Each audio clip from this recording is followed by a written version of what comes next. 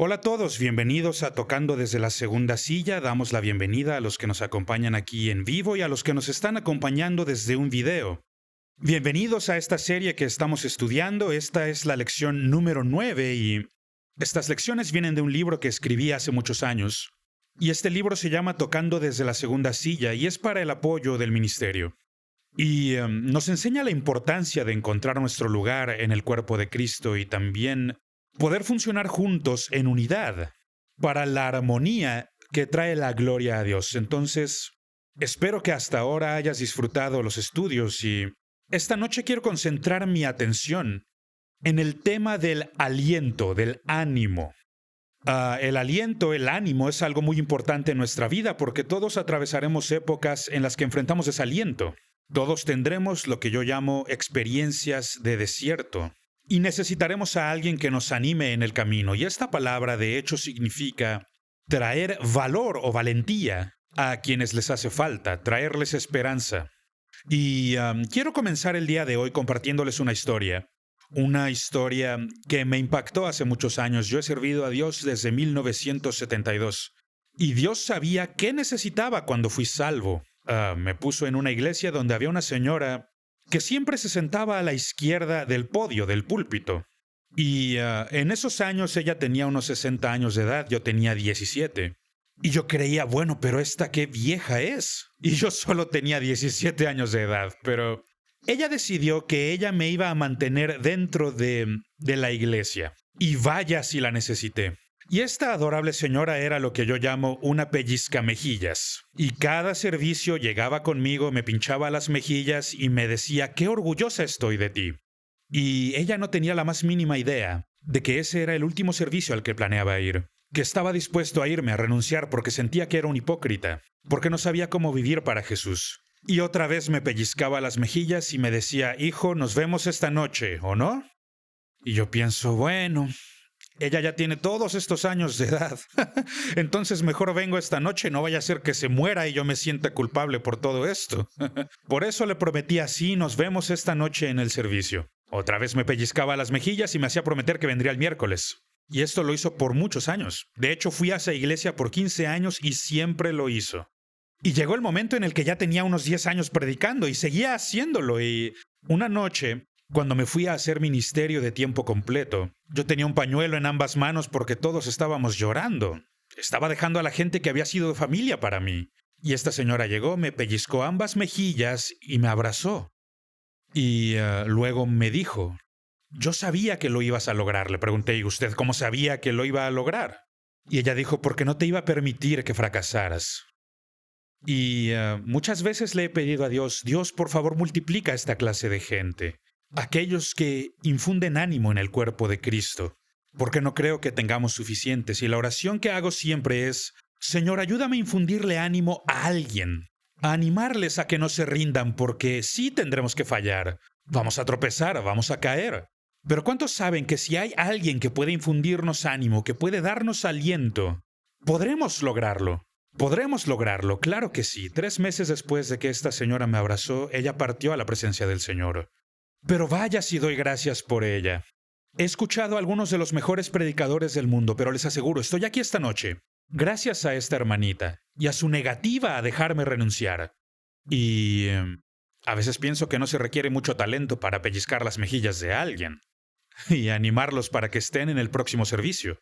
Y por eso hoy quiero compartir sobre el poder del ánimo. Esta mañana me desperté y el devocional que hicimos esta mañana era sobre Primera de Tesalonicenses. Y en el capítulo 5, versículo 11, en la Nueva Versión Internacional dice lo siguiente, y gracias a Dios que coincide con nuestro estudio. Dice así, por eso anímense y edifíquense unos a otros, tal como lo vienen haciendo. Y el ánimo es, sigan animando. Y nadie es un mejor porrista para nosotros que Jesucristo mismo, quien prometió que nunca nos va a dejar ni abandonar. Y esta noche quisiera concentrar mi atención un poco en mi héroe favorito del Nuevo Testamento, aparte de Jesucristo, y este es Bernabé. Bernabé es todo un personaje. Se le conocía como el hijo de la consolación, como el alentador, aquel que siempre estaba al lado para levantar las manos caídas y para ministrar a las necesidades. Este es un hombre que siempre estaba ahí. A él no le importaba la posición que tenía, sino que era la actitud de asegurarse que los demás tuvieran éxito. Y realmente yo creo que él nos enseña la importancia del tema que estamos estudiando en esta lección, la importancia del dar ánimo. ¿Y qué es lo que podemos hacer para que los demás tengan éxito? He descubierto que la clave para que tus sueños se hagan realidad es hacer realidad los sueños de alguien más. Hacerlos realidad. En el libro de los Hechos, capítulo 4, versículos 36 y 37, que dice: Entonces José, a quien los apóstoles pusieron por sobrenombre Bernabé, que traducido es Hijo de Consolación, levita, natural de Chipre, como tenía una heredad, la vendió y trajo el precio y lo puso a los pies de los apóstoles. Si nos damos cuenta, él experimentó un cambio de nombre. Y vamos a hablar un poco acerca de esto esta noche. Y fue en la obra de William Shakespeare, Romeo y Julieta, cuando Julieta le pregunta a Romeo, ¿qué hay en un nombre? Si alguna vez leíste esta obra o viste la puesta teatral de Romeo y Julieta, verás que hubo una gran batalla entre la familia de los Montesco y la de los Capuleto. Y ella le pregunta, ¿por qué es tan importante que yo me cambie mi nombre? ¿Qué hay en un nombre? Y entonces ella usa esta metáfora diciendo, ¿acaso llamas a la rosa por otro nombre? Si le cambias el nombre, ¿no tendría ese mismo aroma idéntico? Julieta pregunta, ¿el nombre importa? Y yo quiero responderle a Julieta, claro que el nombre importa. Y en tiempos bíblicos el nombre era de suma importancia. De hecho, en tiempos bíblicos ellos no tenían estos grandes libros de nombres para bebés como nosotros. Por ejemplo, cuando mi hijo iba a nacer, yo buscaba un nombre para él, quería que se llamara como yo. Pero bueno, lo que terminó sucediendo fue que buscamos muchos nombres en todo tipo de libros que hay, pero ellos no tenían esto. En los tiempos bíblicos el nombre lleva la naturaleza. Y de hecho, todo comienza con Dios mismo. Era una genialidad, pero cuando Moisés escribió el Génesis, comienza escribiendo en el principio y no pudo seguir, porque Dios tenía que presentársele. Y Dios iba a usar el Antiguo Testamento para revelar 8 nombres redentores. Entonces fue Dios quien comenzó toda esta situación. Y Moisés termina escribiendo en el principio Alaftao, A-L-A-P-H-T-A-U. Y esto en el hebreo caldeo es de la A a la Z. Entonces, en el principio de la A a la Z. De la A a la Z, creó los cielos y la tierra. Y luego, con todo y ese ánimo, Dios todavía no se revela. Él termina usando la A a la Z de Moisés y termina nombrando a Adán Alafdón, o la sangre mayor de Dios. Pero si vemos cómo todo esto se va desglosando y desarrollando, estos nombres comienzan a contar una historia. Es muy interesante. Pero si buscas, por ejemplo, en Génesis capítulo 5, donde habla de los linajes de Caín y de Seth, si tomas la etimología de todos estos nombres y ves la descripción de ellos, cuenta la historia del hombre sin Dios y el hombre con Dios, y cómo el hombre sin Dios solo se consume a sí mismo. Y solo por compartirles un ejemplo antes de adentrarnos en la gran importancia que tiene el nombre. Por ejemplo, el nombre Matusalén significa cuando muera, vendrá. Y el nombre Noé significa gracia. Y Matusalén era una señal viviente y profética para Noé. Cuando muera, el diluvio vendrá. Y si tú lo buscas, verás que Matusalén murió 1656 años desde el día de la creación, que es el mismo tiempo en que vino la lluvia. Así que todo el tiempo que Noé trabaja en el arca, está observando la salud de su abuelo, de Matusalén, porque su nombre significa cuando muera, vendrá. Entonces, cuando ve que éste se deteriora, Noé comienza a trabajar más duro porque hay una correlación con el nombre. Y me parece muy interesante porque si bien estaban llevando el juicio, seguían hablando de la gracia, que cuando Jesús muriera vendría la gracia. Por eso el nombre tiene tanta importancia. Así que quiero comenzar compartiendo estos nombres y su importancia, aun cuando el Señor comienza a revelarse a nosotros. Si sabes algo de la Escritura, sabrás que existen 8 nombres redentores en el Antiguo Testamento. Nombres que Dios usa para revelarse a la humanidad. Y estos 8 nombres redentores se encuentran juntos en el Salmo 23. ¿Alguna vez te has preguntado por qué la gente cuando tiene problemas corren al Salmo 23? Por ejemplo, en los funerales se cita el Salmo 23. Cuando ocurrió el 11 de septiembre de 2001, ¿recuerdas que en el Capitolio citaron algo? ¿Qué fue lo que citaron? Citaron el Salmo 23. Y probablemente sin idea de por qué lo estaban haciendo. Pero estos 8 nombres redentores se encuentran enlistados en el Salmo 23, en esos pocos versículos.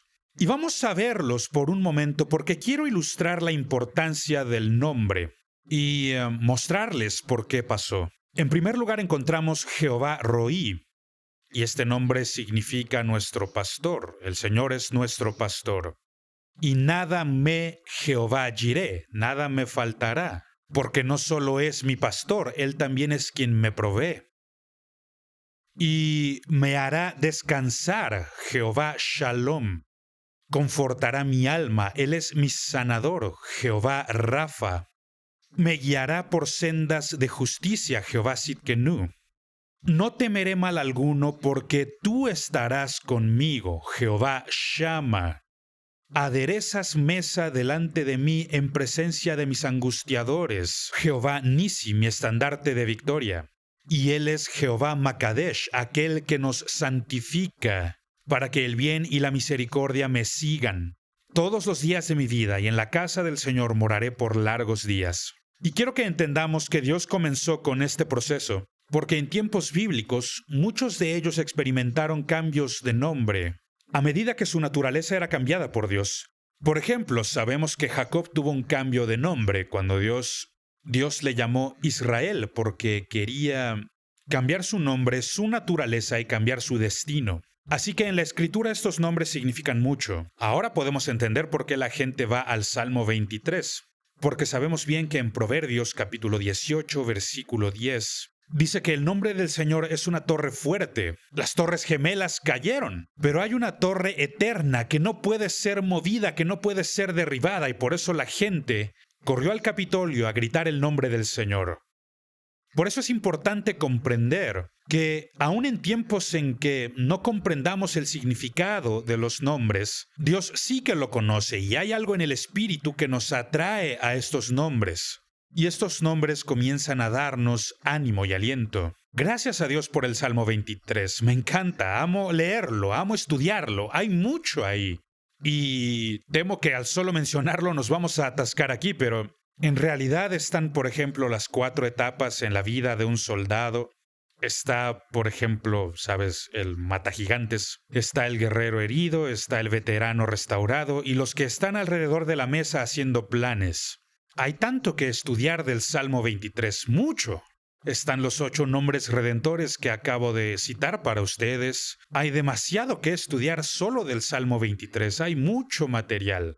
Puedes enseñar 3 series completas, puedes enseñar medio año solo del Salmo 23. Pero el punto que quiero destacar ahora es la importancia del nombre. ¿Y por qué el nombre es tan importante? ¿Y por qué comenzamos con esa escritura? Que muestra 2 de los nombres por los que llamaban a Bernabé. Y quiero que veamos los 5 nombres. Cuando comencé a estudiar a Bernabé y el tema del ánimo, descubrí que se le llamó por muchos nombres. Veamos estos nombres. Nombre número 1, Justo. Luego se le llamó José. Luego otra variante del nombre José. Luego se le llamó Bernabé. Y luego se le llamó Barsabás. Y cuando encontré esto, descubrí que, por ejemplo, Barsabás no fue escogido para reemplazar a Judas. El que fue escogido fue Matías. Fue Bernabé quien no fue escogido. Sin embargo, en su desilusión, se convirtió en un alentador y luego fue contado entre los apóstoles. ¿No es asombroso? En otras palabras, aun si los hombres no te escogen, si vuelves de tu propósito en la vida ser un alentador, ¿cuántos saben que lo que siembres a la larga lo cosecharás? Vendrá a ti un gran ánimo. Y quiero que veamos un poco lo que significa Este primer nombre, justo, el nombre significa bueno, recto. Y hay muchas referencias de carácter en el Nuevo Testamento que indican qué clase de hombre era Bernabé. José significa que Dios te haga incrementar. Y ciertamente fue así porque sabemos que fue Bernabé quien crió a Juan Marcos en Hechos capítulo 15. Y cuán poderosamente Dios usó su vida, Dios le hizo incrementar. Y luego esta variante del nombre José, que significa el que perdona rápidamente, el que indulta. ¿Estás comprendiendo un poco mejor la naturaleza de Bernabé? ¡Qué gran sujeto! ¡Qué buen sujeto! Es bueno, es recto. Dios le está incrementando, es fructífero. Y es un hombre rápido para perdonar, para indultar. Y llegamos al nombre Bernabé, que ya dijimos que significa hijo de consolación. Pero Barsabás significa el que regresa y encuentra reposo. Es decir, no permitió que ni siquiera la decepción de no haber sido seleccionado le impidiera entrar a un lugar de reposo con el Señor. Muchas veces enfrentaremos situaciones en las que tendremos desilusión porque creíamos merecerlo o creíamos habérnoslo ganado o que deberíamos tener. Pero Bernabé, en cualquier punto de su vida, siguió siendo un alentador. Y al principio les compartí la historia de esta hermana, y Bernabé sería esta hermana en el Nuevo Testamento. Él siempre está ahí para alentar, para animar, e incluso cuando Juan Marcos careció de la madurez y el carácter para viajar con Pablo, aún faltándole el carácter y la madurez, Bernabé no le dejó ir. Y en Hechos 15 vemos que Bernabé se llevó a Juan Marcos y a Pablo con Silas a Antioquía, gracias a la naturaleza de Bernabé y la conexión relacional con Juan Marcos. No pudo dejarlo ir. Me encanta la gente así, gente que no se da por vencida contigo, gente que no te deja renunciar, con un espíritu alentador, gente que trae esperanza para un futuro más brillante el día de mañana. Y esta noche quiero profundizar en lo que es el ánimo y quiero comenzar diciendo esto.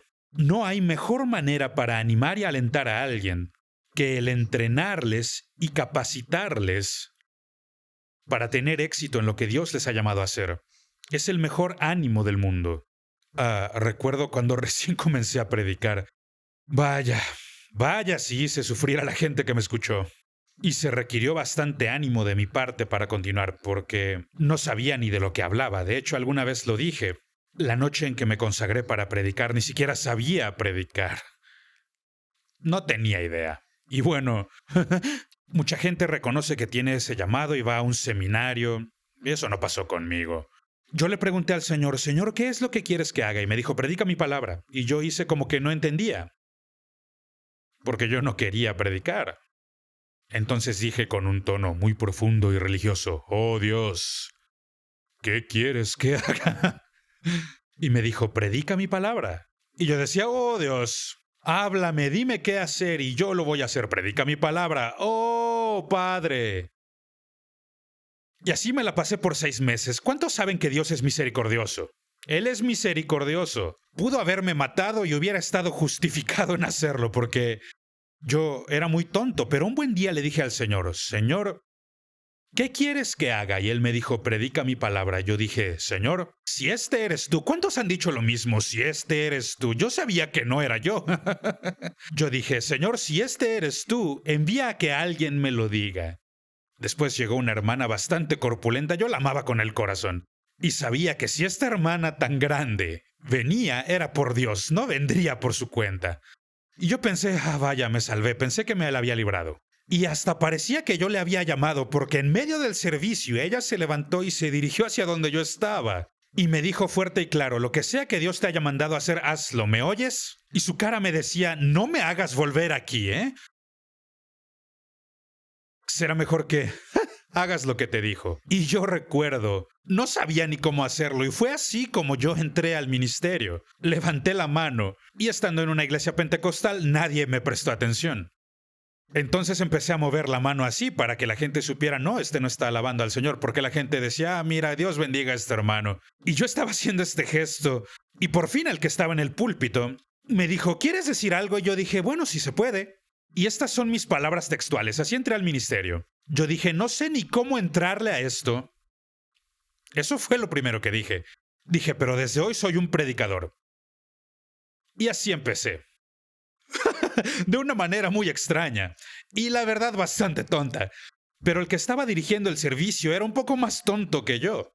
Porque dijo, genial, tú predicas mañana en la noche. Y yo me quedé así de, perdón, ¿qué dijiste? Yo pensé que iba a haber algún periodo de preparación, algún periodo de estudio, porque yo no tenía idea de cómo hacerlo. Esto me asustaba mucho.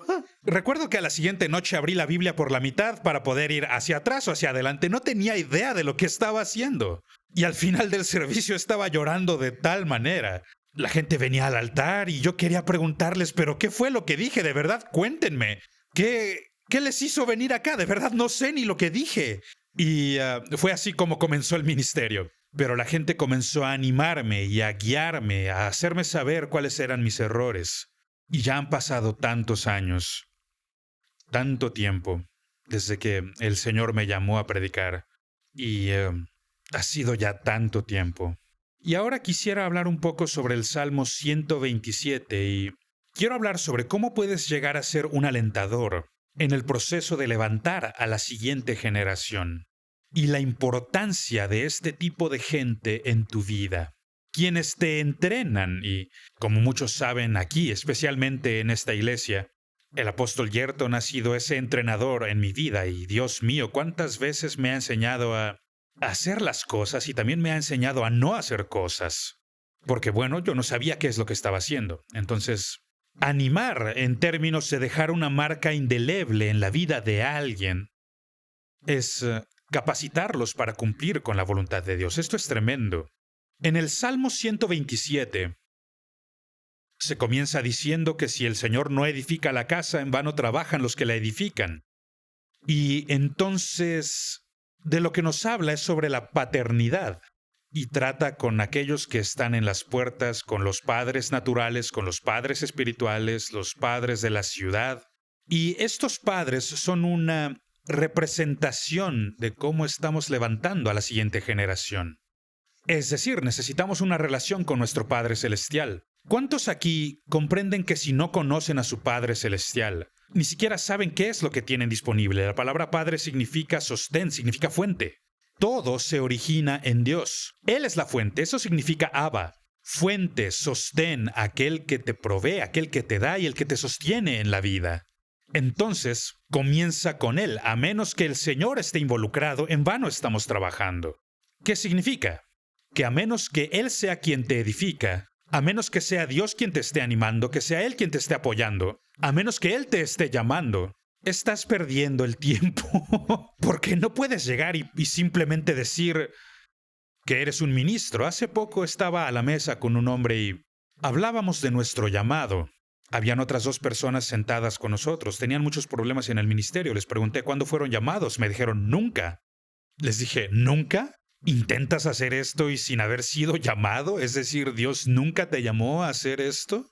¿Cuántos saben que si no tienes el llamado, no tienes el don?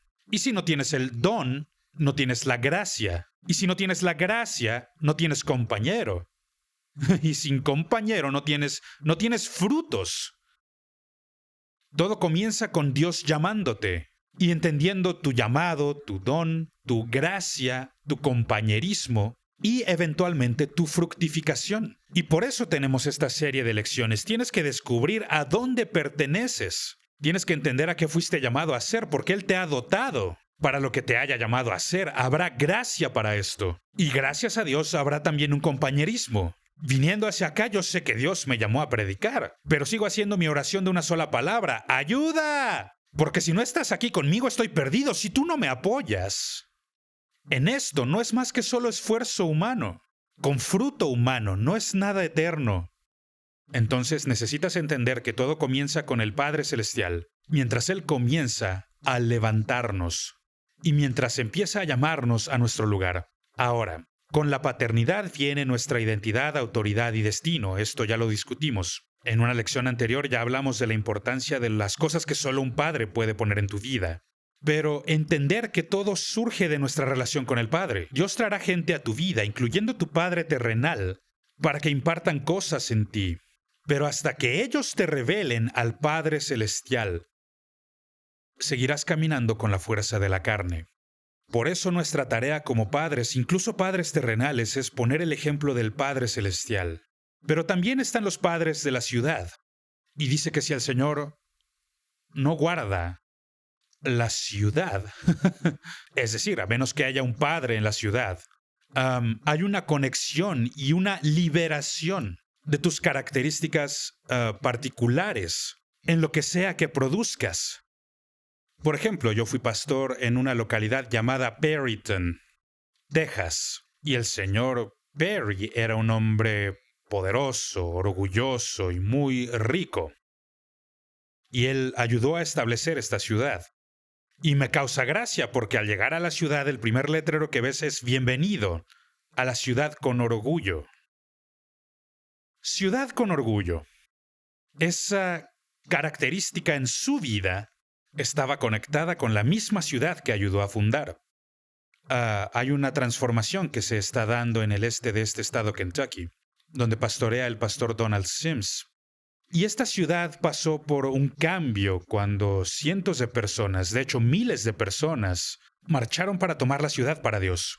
Y terminaron en esa transformación renombrando a la ciudad. Ahora es Manchester, ciudad de esperanza. Esto porque lo que Dios había hecho cambió a la ciudad. Y eso es lo que quiero que ocurra en todas las ciudades de este país, ¿tú no? Donde las características de estas ciudades disminuyan y la gloria de Dios venga porque ahora Él es el Señor de la ciudad. Entonces está el Padre Celestial, padres de la ciudad, y luego comienza a hablar de los padres naturales. Habla sobre los hijos, dice que son saetas en manos del valiente. Bienaventurado el hombre que llenó su aljaba de ellos. En mi opinión muy personal, hay un límite a esa bienaventuranza. Amén. Mis padres terminaron teniendo 14 hijos y yo soy el más joven de ellos. Esas son bastantes saetas. Pero, en fin, el punto que está haciendo aquí es que necesitas un padre terrenal también. Todos necesitamos padres celestiales, alguien que esté en autoridad por encima nuestro. Y en la ciudad o cualquier estructura de gobierno tiene que haber autoridad. Y luego necesitamos a nuestros padres terrenales, alguien con quien relacionarnos, alguien con quien podamos ver un ejemplo y seguirlo, y dar ese ejemplo a nuestros propios hijos. Y eso fue algo que había faltado en mi vida. Y mi padre fue un gran hombre, un buen trabajador, un buen padre para todos. Hombre proveedor y de integridad. Un hombre que siempre trabajó mucho y amaba a Jesús. Pero él falleció cuando yo tenía 22, pocos meses antes de que naciera mi primer hijo. Y dejó un gran vacío en mí porque ahora yo tengo un hijo, pero yo no tenía con quién ir, yo no tenía un modelo. Y yo estaba como huérfano y estuve así por unos 15 años. Y encontré varios, y esto lo digo con toda la gentileza y todo el amor posible. Tuve varios, por así decirlo, padres sustitutos en mi vida. Y estos padres sustitutos fueron padres para mí, pero en una forma que fuera buena para ellos. No se trataba de llevarme a mí al siguiente nivel, sino se trataba de usarme a mí para que ellos expandieran su propio nivel. Entonces, cuando yo ya no tenía ningún valor para ellos, ellos simplemente me cortaban. Entonces yo me encontré con esta lucha por muchos años. Y en el año de 1987 vino a mi vida el Dr. Parrish. Y él llegó a ser ese padre espiritual, el que está a las puertas, el cuidador. Y hay una diferencia en la autoridad de esta gente. Hay una diferencia de cómo esa autoridad traerá liberación y bendición a tu vida.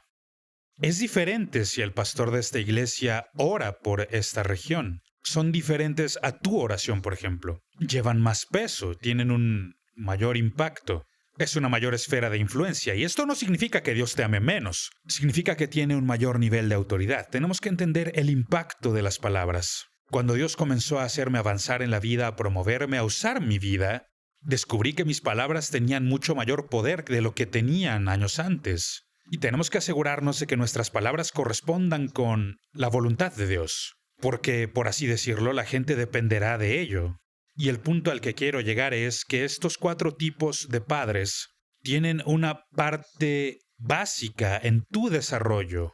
Y la verdad aquí es que ellos te animan para que tú llegues al siguiente nivel.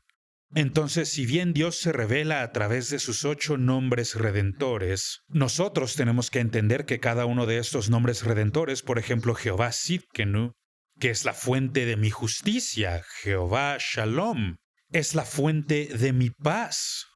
Jehová Rafa es la fuente de mi sanidad. En otras palabras, sus características están ahí, pero los atributos de estas características son lo que moldean mi vida. Y es lo mismo con cada padre en tu vida. Él no solo está ahí disponible para animarte, sino que hay ciertos atributos que están transfiriéndose a ti gracias a esta relación. Y yo de verdad creo que mientras más honremos estas relaciones, más receptivos llegaremos a ser de sus fortalezas y características particulares. Es algo importante, a Dios le importan las relaciones. Ahora quiero hablar un poco más sobre lo que es alentar de verdad. Y para esto quiero referirme a las saetas en manos del valiente. La verdad yo no sé mucho sobre la arquería. De hecho no sé mucho sobre muchas cosas. Pero recuerdo comprarle un arco a mi hijo hace muchos años. Y una vez me dijo, papá, quiero que vengas aquí a disparar mi arco. Nunca antes había disparado un arco. Y este arco tenía una especie de gatillo. Y este gatillo es bastante sensible.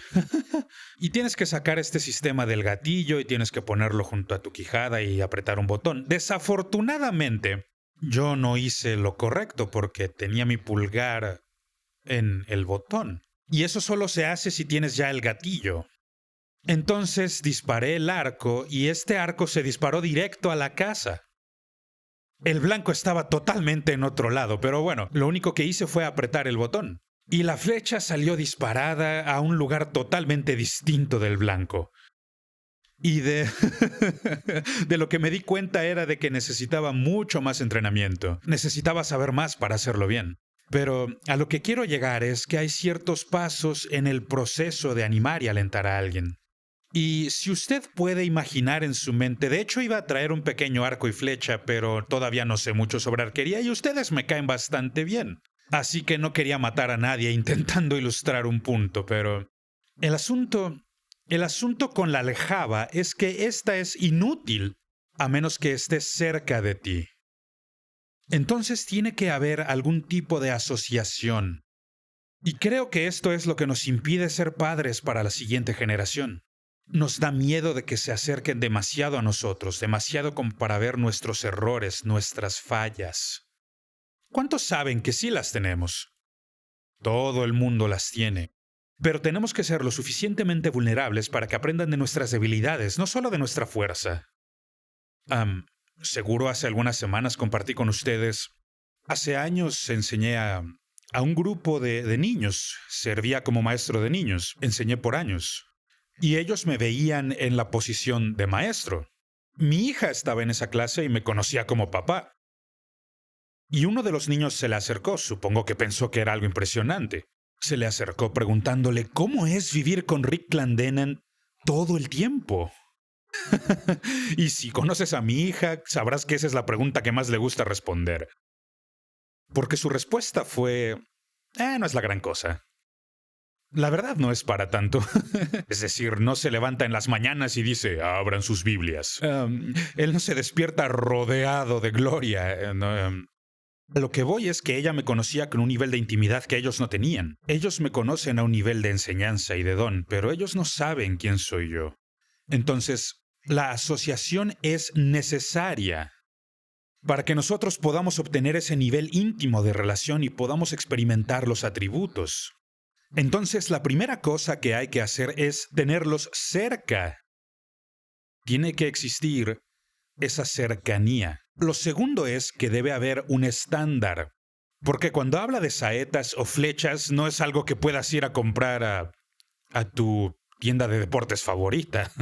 Tienes que talar un árbol o tienes que cortar unas ramas largas para fabricar las flechas. Y lo que tiene que ocurrir es que debes tener un estándar. Y ese estándar sirve para que puedas poner la flecha y así la rama pueda enderezarse. Porque ¿cuántos saben que si esa rama no está derecha, cuando dispares la flecha se va a desviar del blanco porque la flecha va a tomar cualquier dirección? Porque está doblada. ¿Y eso qué nos enseña a nosotros en cuanto a animar y levantar a la siguiente generación? No solo es importante que estén cerca de nosotros. ¿Cuántos saben que si yo estoy doblado, qué es lo que voy a reproducir? Flechas dobladas. Por eso la Escritura requiere que los que estamos en liderazgo caminemos en un nivel diferente de responsabilidad y rendición de cuentas. Es decir, yo tengo que poner el ejemplo de qué es lo que quiero, porque hay una diferencia entre enseñar y entrenar. Yo enseño lo que sé, pero reproduzco lo que soy. Y al entrenar, yo reproduzco mis mismos estándares de carácter y de integridad, que son lo que digo. Los reproduzco en la vida de mis hijos y de quienes entreno. Por eso una cosa es tener la asociación, la cercanía, pero otra cosa es tener el carácter y la integridad, y un estándar en tu vida. Y yo sé que la gente utiliza terminología incorrecta y cuando intentan hablar sobre disciplina básica, en la vida lo interpretan como legalismo y no es legalismo. Escucha, puedes tener un estándar en tu vida y seguir siendo lleno de gracia. De hecho, quisiera explicarte. La gracia no remueve la verdad. La gracia solo está disponible para quienes aceptan la verdad. Esa idea de que la gracia nulifica la verdad y de que puedes recibir gracia cuando ignoras la verdad. Tengo dos palabras para esto. ¡Qué tonto! Es importante entender que hemos sido llamados a vivir una vida en santidad, llamados a ser un estándar. Y mi verdadero deseo es vivir una vida que la gente pueda seguir, no que solo sigan mis palabras. Por eso necesito que estén cerca de mí, los necesito en la aljaba. La aljaba no es útil de otra manera. Debe estar cerca del guerrero. Y tiene que haber un estándar para que la flecha esté derecha, para que tú no causes el problema. Todos hemos visto flechas torcidas en el ministerio y en el servicio. Gente que fue levantada por gente sin carácter, por eso terminaron como gente sin carácter. Sin estándares, no tienen ningún estándar. Entonces, una cosa es tener la asociación. Es muy importante tener un estándar. Ahora, ya que tienes un estándar, volvamos a hablar del arco y las flechas. Tiene que haber un desarrollo. Tiene que haber desarrollo. Tienes que trabajar y procesar esa flecha. No se va a hacer por sí sola. No es de un día para otro. Tiene un proceso de construcción y de fabricación. Toda clase de cosas que hay que hacer para que tenga fuerza. El desarrollo de esta flecha es un proceso, no es algo instantáneo. No tomas un palo y ya se lo disparas a alguien. Hay un proceso de desarrollo. Y yo creo que muchas veces es por eso que luchamos, porque no pasamos por el proceso. Por lo tanto, no somos una flecha de verdad.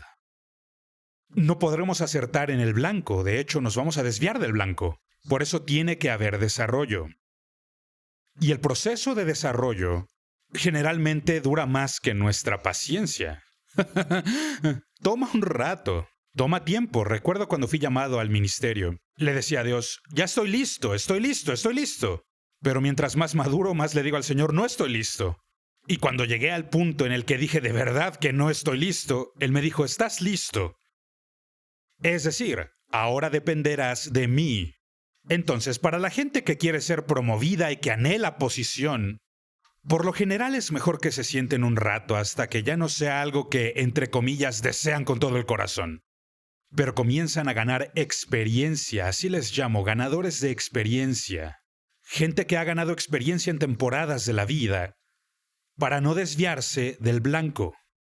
Y luego tiene que haber la delegación.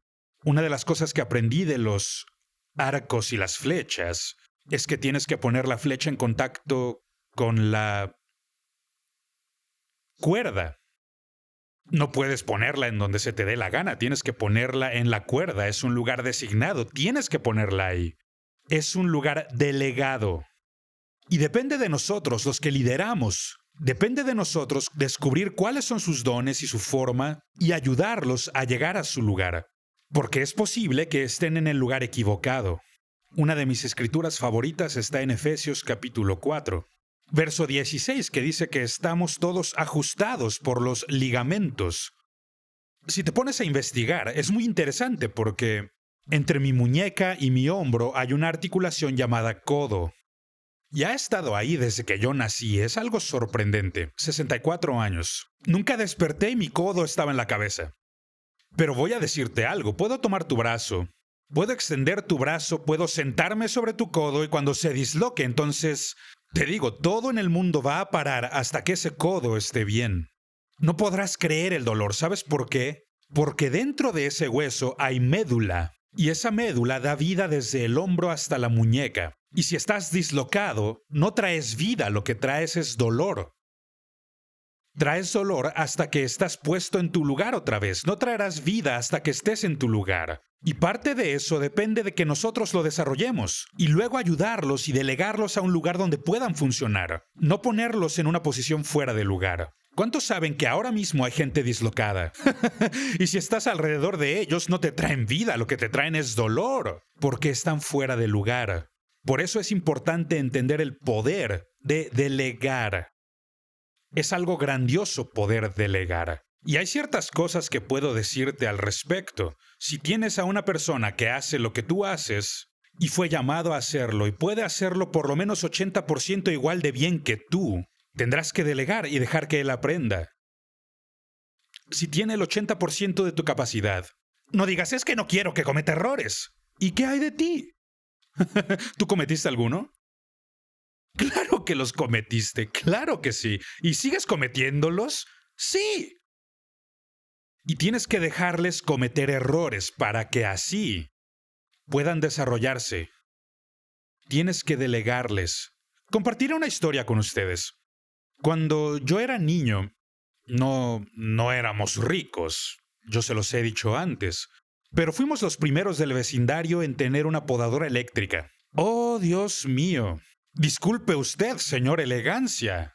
Cuando tuvimos esa primera podadora eléctrica sentí que habíamos ganado la lotería. Yo ya no quería cortar las plantas con las tijeras. ¿Alguien se acuerda de eso? Sí, y también tuvimos una podadora de esas que tenían que girar y... ¡Oh, qué tiempos! Hace mucho tiempo de eso. Y cuando tenía que podar el pasto, cuando tenía que usar esas cosas, no me gustaba, pero... En cuanto compramos esa nueva podadora, yo estaba feliz. Recuerdo decirle a mi papá, papá, por favor déjame podar el pasto. Y salía muy contento al patio delantero. Y ahí me encontraba yo, con esta nueva podadora. Y evidentemente, como es eléctrica, tenías que conectarla a la corriente. Y el cable era como de este largo. No tengo idea de qué estaba pensando el fabricante. Al principio teníamos que desconectar la lavadora para conectar la podadora, pero después compramos una extensión para que no tuviéramos que hacer ese tipo de cosas. Pero bueno, recuerdo que mi papá me dejó podar el pasto y... me estaba yendo bastante bien. Yo era un maestro de usar esta podadora eléctrica. Pero mientras lo hacía, resulta que se acercan mis amigos. Y claro, yo quería que supieran que teníamos una flamante podadora eléctrica, así que me subí un poquito. Pero el problema con esta podadora es que a veces el cable puede enredarse en algún lado, puede enrollarse, pueden pasar cosas. Pero en ese tiempo, yo no lo sabía, porque nunca la había usado. Así que vienen mis amigos, yo estoy aquí presumiendo y de repente escucho un ruido que era así como... Resulta que corté el cable de la podadora en dos. Recuerdo tener que ir a la casa y decirle a papá, papá, tengo un problema. Me dice, ¿cuál es el problema? Corté el cable en dos. Era el cable nuevo. Y mi papá sale, debo decir, con mucha paciencia. Como les he dicho anteriormente, yo soy el menor de 14 hijos, así que mi papá tenía una paciencia increíble. Pero, bueno, sale con una cinta de aislar. ¿Alguien se acuerda de estas? E hizo las reparaciones correspondientes con esta cinta de aislar. Y luego me dijo, nunca lo olvidaré, me dijo, hijo, mírame, presta atención a lo que haces. Sí, papá, sí, papá. Así que él regresa a la casa, yo sigo con mi podadora, pero la gente seguía viniendo hacia acá. Y venían y yo los saludaba y de repente ¡vum! Y al mirar veo lo que acabo de hacer con la podadora. Resulta que otra vez corté el cable y era un pedazo muy muy largo. Sale mi papá y debo decir que encontré el límite de su paciencia. Otra vez saca su cinta de aislar y parecía una cebra. El cable naranja ya parecía una cebra porque tenía tiras negras y me dijo mi papá, ya, vete a la casa. ¿Me creerías si te digo que fue la última vez que la usé? Y déjame contarte lo que pasó, porque esto es sorprendente. Te contaré qué pasó, porque yo estaba en mi cuarto, estaba llorando, estaba en el piso de arriba y yo lo escuché cortando el pasto y algunos amigos suyos vinieron. Y de repente escucho... Y hubo un poco más de cinta de aislar.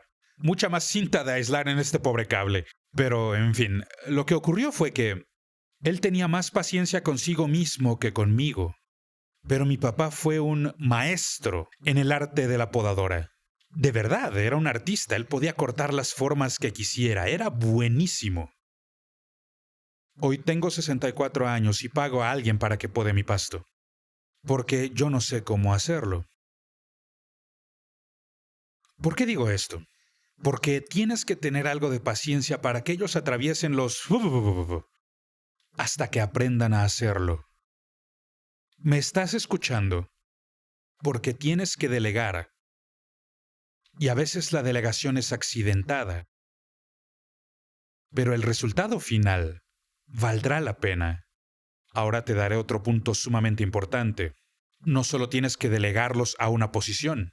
Una vez que pongas la flecha en la cuerda, tienes que empoderarla. Y esto fue lo que aprendí con mi hijo cuando disparamos el arco y la flecha que fue directo a su casa. Y me explicó cómo se dispara este tipo de arcos, porque son arcos especiales que son muy complejos, tienen un sistema complicado.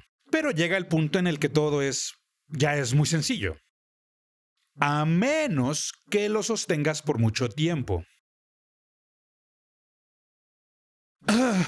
¿Alguien sabe de qué hablo? Sí, yo hice el movimiento y dije, voy a dar justo en el blanco. Pero en vez de soltar la flecha y darle al blanco, lo que hice fue intentar sostener la flecha y terminó dando en la casa que estaba al otro lado porque le di tanta fuerza a la flecha. Pero lo que no hice, y esto es importante, lo que no hice fue soltarla. Conozco a muchos líderes que están empoderando a la gente, pero lo que no hacen es soltarlos. Por eso están en programas de entrenamiento que son eternos. Una vez fui a una iglesia en la que tenían un programa de entrenamiento para ujieres. No estoy mintiendo, de verdad era increíble. Era un programa como de 4 años y yo digo, ¿y cuándo lo van a dejar servir? Es decir, claro, tienes que entrenarlos antes de que sirvan, pero esto no es física nuclear. Y esta gente estaba toda temblorosa porque nunca dejaban que sirvieran, siempre estaban entrenándolos y entrenándolos. Ellos temían no estar a la altura de las expectativas, temían no estar a la altura de lo que se esperaba de ellos, y no sé qué tanto puedes arruinar el ser un ujier. Pero no los soltaban para el servicio, así que hay una cosa al empoderar. Y de verdad se requiere que el que puso la flecha en la cuerda los empodere. Y por eso tiene que ser alguien que en verdad ame a estas personas. Por eso les empoderas y después les sueltas. Y cuando los sueltas, tienes que ayudarles a encontrar el blanco. Este es el asunto con las flechas y por eso se mencionan en el Salmo 127. Porque ¿cuántos saben que si no tienes un objetivo para ellos, si no tienes una visión, entonces les empoderas para nada? Deben tener alguna visión y tienes que ayudarles a determinar cuál debería ser el resultado de su ministerio. Entonces les ayudas a diseñar esa visión. Por eso es importante que un padre ayude a su hijo a hallar su destino. Generalmente se basa en sus dones, en sus talentos, lo que fueron llamados a hacer. Puedes ayudarles con tu visión para ellos.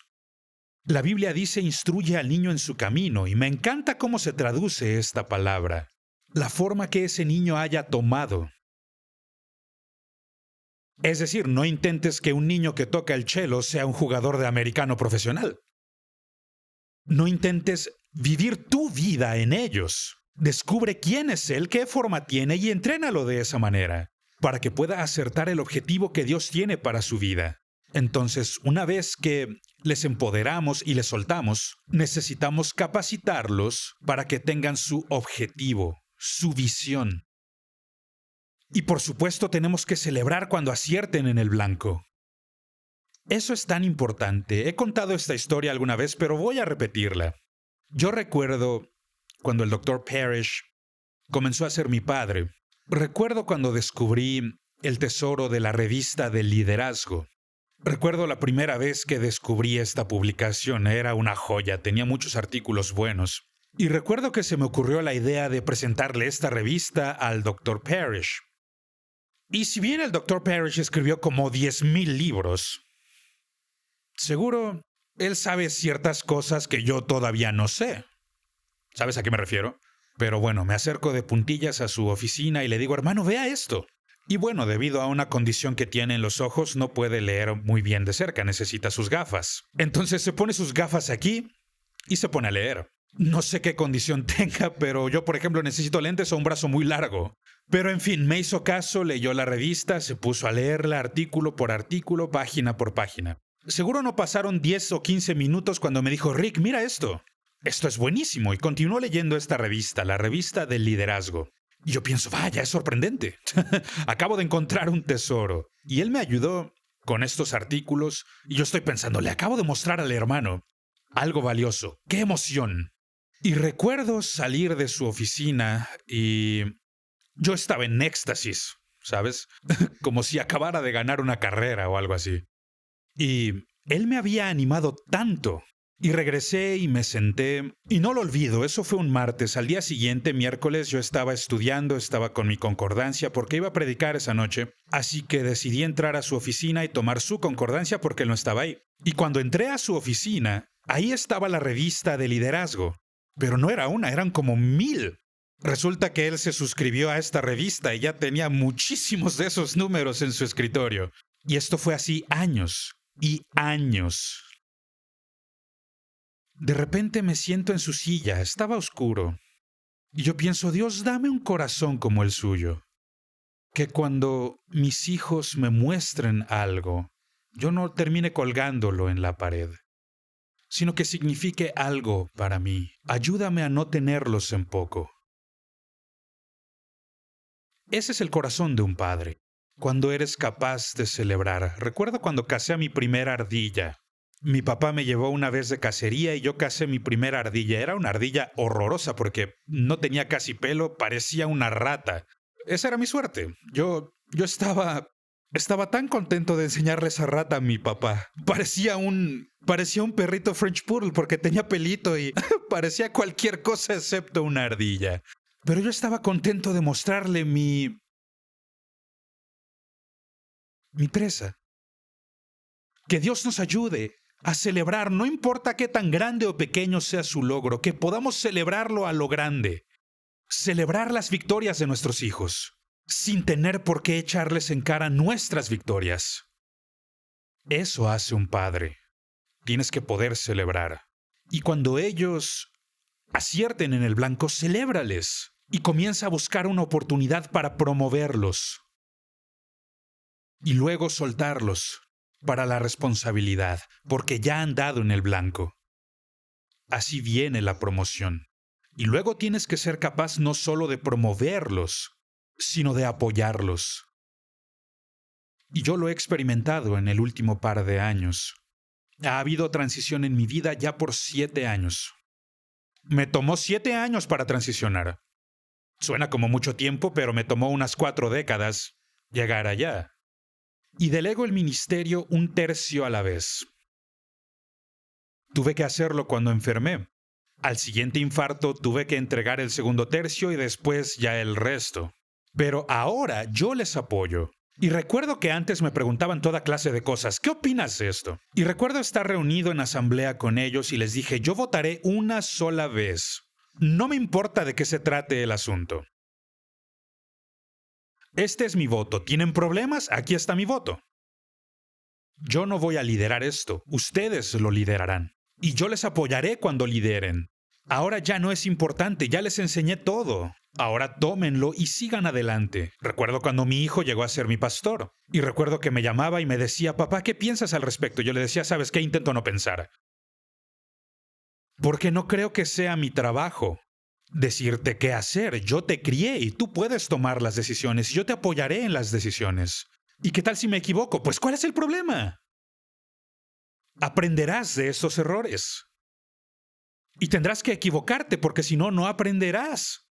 Uno de los mejores líderes que he levantado es jefe de una compañía de computación y contrató a un hombre. Y este hombre cometió un error que terminó costándoles $80,000. Este es un error enorme. Y el tipo dijo, creo que ahora vas a despedirme, ¿no? No hasta que me pagues mis $80,000. No quiero contratar a otro que me cueste otros 80,000. No me puedo costear eso. En otras palabras, cometerán sus errores y te va a costar algo. Pero para quienes continúan hasta que aprendan a ya no cometer errores, de ellos cosecharás mucho más, en vez de despedirlos al primer error. No quites el ministerio a la gente solo porque se equivocó. Apóyales para que puedan crecer a partir de sus errores. Bernabé era ese tipo de hombre. Juan Marcos se equivocó. Pablo no tenía la misma paciencia que Bernabé, pero Bernabé ayudó a Juan Marcos a crecer. Pablo no pudo. Pablo no pudo. Y a veces nos metemos en estas cosas en las que tenemos que dar ese paso extra. Bernabé lo hizo y Juan Marcos se hizo provechoso. ¿Cuáles son los pasos de la transición? ¿Cuáles son los pasos del ánimo? Quiero dárselos rápidamente antes de cerrar. En primer lugar, tengo que moldear. Tengo que ser el ejemplo, tengo que ser el estándar, debo tener integridad. Tengo que ser el ejemplo de lo que quiero que esta persona llegue a ser. Moldear es muy importante. Es muy importante en tu vida. Tengo que moldearlo. No puedo decirle a la gente que sea algo si yo no lo soy. Debo ser eso para ellos. Número 2, debo ser el mentor. Lo hago mientras tú me observas hacerlo. Dejo que te acerques para que veas mis errores y te digo cuál fue mi proceso para llegar aquí. Soy un mentor para ellos, no solo los moldeo, soy un mentor y dejo que me observen hacerlo. Y luego monitoreo. Tú hazlo y yo te observo hacerlo. Me pregunto qué habría pasado si mi papá y yo hubiéramos salido a podar el pasto juntos. Hubiera sido impresionante, seguro ahora podría hacer cisnes con el pasto, pero bueno, si él hubiera trabajado conmigo y me hubiera observado hacerlo, entonces él me hubiera monitoreado. Y luego yo motivo. Tú hazlo mientras yo te apoyo. Yo ya no voy a hacerlo, es lo que estoy haciendo con mi liderazgo ahora mismo. Ellos están haciéndolo y yo estoy animándolos, yo estoy apoyándolos mientras están haciendo estas cosas. Pero yo no voy a hacerlo. No voy a hacerlo. Hoy me siento mucho mejor, mi salud física está bien. Y la gente me pregunta, ¿volverás al ruedo? Y le digo, no, eso sería muy tonto de mi parte. Porque ahora tengo un rol diferente, estoy aquí para apoyarles y animarles, no para hacerlo. Ya no estoy para hacerlo. Ahora les toca a ellos. Ahora me toca motivarles. Tú hazlo y yo te apoyaré. Y luego, el quinto paso, nos multiplicamos. Tú hazlo mientras entrenas a otro para que lo haga. Eso es lo que estoy haciendo en esta etapa de mi vida ahora. Y quiero terminar compartiéndoles algo rápido. Esta semana ha sido maravillosa para mí. Uno de mis hijos espirituales está aquí desde Sudáfrica, así que pasamos tiempo juntos y tuve la oportunidad de ser su chofer. Y han pasado 10 años desde que fui a las misiones. Y empezamos plantando iglesias allá. Hará unos 20 años en Sudáfrica. Plantamos iglesias en muchos lugares y Tyron ha estado siendo el coordinador y ahora Tyron ha levantado 35 iglesias con 8 más por integrarse ahora mismo. Él levantó estas iglesias, es el supervisor y ahora su hijo, de hecho sus hijos ahora ya están levantando iglesias y esto es generacional. Pero en el otoño, el Señor empezó a tratar con mi corazón. Empezó a tratar conmigo acerca de llevar a mi nieto a las misiones. Y el mes que entra, gracias a Dios, estaré regresando a las misiones después de 10 años. Pero no voy al campo misionero para hacer lo que alguna vez hice, estando ahí antes. Ahora toca llevarme a mi hijo y también a mi nieto para su primer viaje misionero. Él va a ver la primera iglesia que plantamos allá. Va a poder ver lo que yo hice hace unos 20 años. Va a conocer al sujeto que me ayudó a levantar iglesias y que ahora levantó a otros líderes. Él podrá ver las generaciones. Y yo voy a llevarme a mi nieto y a mi hijo a este viaje de 3 generaciones para mostrarle cómo hacerlo, porque a menos que él se vuelva exitoso, yo no tendré éxito, porque esto es algo que es generacional. ¿A qué me refiero? A que intento vivir esto. Y tú tienes que intentar vivirlo. Sé un Bernabé, no solo seas alguien que complete algo y que se lleve el premio para ponerlo en su sala de trofeos. Sé el tipo de persona que piensa de manera generacional, que está buscando a un sucesor para verdaderamente tener éxito. Y comienza a vivir este proceso, moldéalo. Sé un mentor, monitoréalo, motívalo y multiplícate con él. Y ahora yo estoy en ese punto en el que puedo ver a una nueva generación surgir. Recuerdo cuando envié a mi hijo a un primer viaje a los 14 años. Cambió su vida para siempre. A los 28 años ya había visitado 28 países. Ahora veo surgir a la tercera generación. Este es su primer viaje. Y te diré, esto me emociona mucho más que mi primer viaje. ¿Puedes animar a la siguiente generación? ¿O eres muy inseguro como para soltarla? Nunca darás en el blanco si nunca lo sueltas. Oremos. Padre, gracias por la oportunidad de reunirnos en tu casa y en tu nombre, juntamente con quienes se nos unen a través de un video. Señor, te pido que nos ayudes a ser como Bernabé, que seamos hijos de consolación, que seamos alentadores, que seamos justos y rectos y que hagamos el bien, Señor, que caminemos en integridad, que encontremos reposo aún en medio de las decepciones y que podamos ser contados entre otros líderes gracias a este don del ánimo, del aliento. Ayúdanos a entender que el mayor ánimo es que podamos creer en aquellos que ahora mismo no creen ni siquiera en ellos mismos y ayudarles a alcanzar su potencial. El potencial que pusiste en ellos. Esa es nuestra oración y nuestro deseo. Y te pido, Señor, que selles esta palabra en nuestro corazón con tu Espíritu Santo y haznos alentadores con quienes nos rodean y con la próxima generación. Te lo pedimos en el nombre de Jesús. Amén.